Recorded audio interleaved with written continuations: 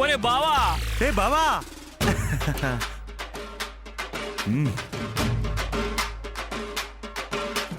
అరే నువ్వట్రా? నువ్వేనా? నళ్ళైంద్రా మావ నిన్ను చూసి. ఎక్కడికి వెళ్ళిపోయావురా? మనం ఎక్కడికి వెళ్తాంరా, మన అత్తారింటికే. నేను ఒకటి వేసాను, సంవత్సరం నన్ను లోపల వేసారు.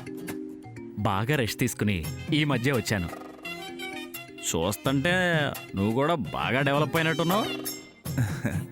అవునవును, ఈ మధ్య బాగా కలిసి వచ్చింది. సెటిల్మెంట్లు కబ్జాలు బాగానే చేస్తున్నాను. ఆహా, పనిలో పనిగా నా స్థలం కూడా చేసావు అనమాట. నీ స్థలమా? ఏ ఏరియారా? జూబ్లీ హిల్స్, 5 ఎకరాలు. ఎవడో ఆదిత్య అని విన్నానే. ఇప్పుడు ఆదిత్యని నేనే బావా. ఏం మాట్లాడుతున్నావు బావా? ఓరి నా జాంకాయ బావా, నీకు అర్థమయ్యేటట్టు నేను చెప్తాగా.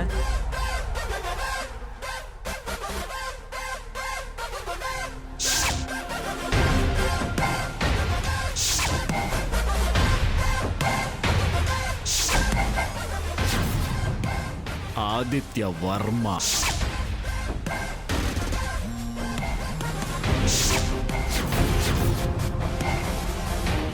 ఎంతైనా మనమంతా ఒక కుటుంబం.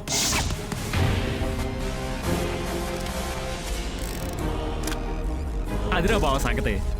ఆ విధంగా ఆడక్కడ నేనిక్కడ. బాగుందిరా వ్యాపారం. కష్టపడక్కర్లేదు, ఇంట్లో కూర్చుంటే చాలు కోట్లు వచ్చేస్తాయి. ఓరి నా జాంగ్రీ బావా, కష్టపడక్కర్లేదా?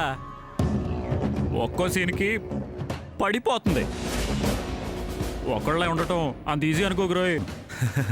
అదేం రోజులు బావా, నువ్వు రంగంలోకి దిగావంటే సెట్ చేస్తావుగా. ఆ పనిలోనే ఉన్నాను బావా, చేసేస్తా. అవును బావా, పెళ్ళైందా? మనకు పిల్లని ఎవడిస్తాడు బావా? ఏంట్రా అలా చూస్తున్నావు?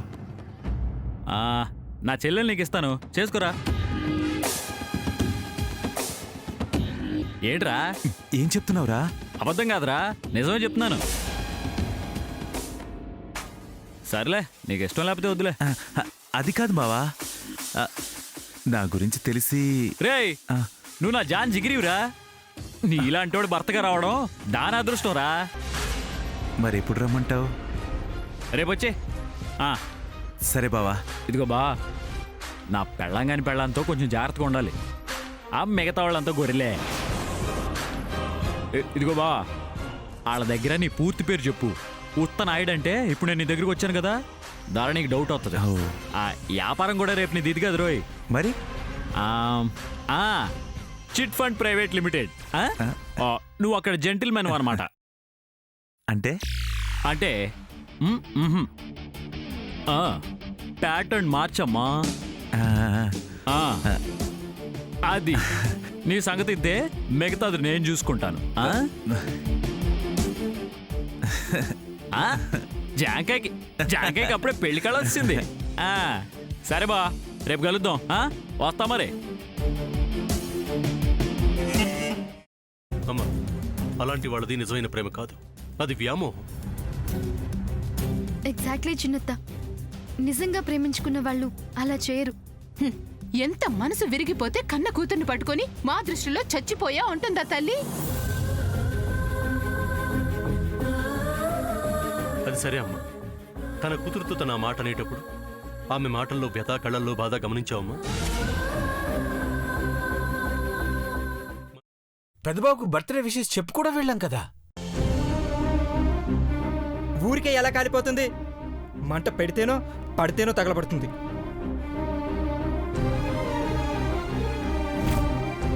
కరెక్ట్ చిన్నబాబు, నీకొచ్చినట్టే నాకు డౌట్ వచ్చింది. పార్వతే షర్టును తగలబెట్టిందనుకుంటా.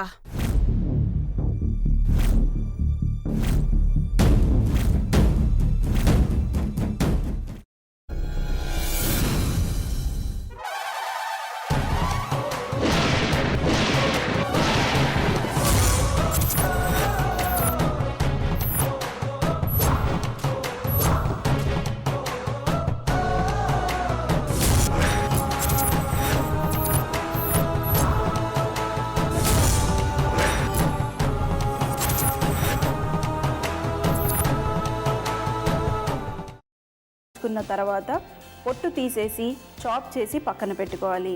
ఒక ప్యాన్లో కొద్దిగా నూనె వేడి చేసి అందులో ఆవాలు, మినప్పప్పు, శనగపప్పు, కరివేపాకు, సన్నగా తరిగి పెట్టుకున్న ఉల్లిపాయలు వేసుకుని 1 నిమిషం పాటు వేయించుకోవాలి. ఆ తర్వాత కాల్చి కట్ చేసి పెట్టుకున్న వంకాయని కూడా అందులో వేసుకుని బాగా మిక్స్ చేసి బౌల్లోకి ట్రాన్స్ఫర్ చేసుకుని అందులో తగినంత చిక్కటి పెరుగు లేదా పల్చటి పెరుగు వేసుకుని మిక్స్ చేసి అన్నంతో కానివ్వండి, చపాతీతో కానివ్వండి సర్వ్ చేసినా చాలా బాగుంటుంది.